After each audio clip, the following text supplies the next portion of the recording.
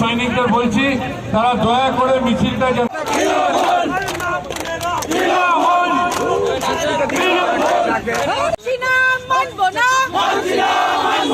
মোদী সরকার হুঁশিয়ার, মোদী সরকার হুঁশিয়ার। আন্দোলনরত যুবক যুবতীদের উপর ভালো করে যে ত্রিপুরা রাজ্যের মধ্যে বেকার যুবকরা হতাশাগ্রস্ত, তারা চাকরি পাচ্ছে না, তাদের পেটে অন্ন নেই, শিক্ষায় নৈরাজ্য এবং সর্বোপরি স্বাধীনতা নেই, গণতন্ত্র নেই। বেকার যুবকরা হতাশায় ঘুরছে। যেখানে নেশা মুক্তি ত্রিপুরার স্লোগান ছিল, সেখানে এখন নেশাযুক্ত ত্রিপুরা হয়ে গেছে।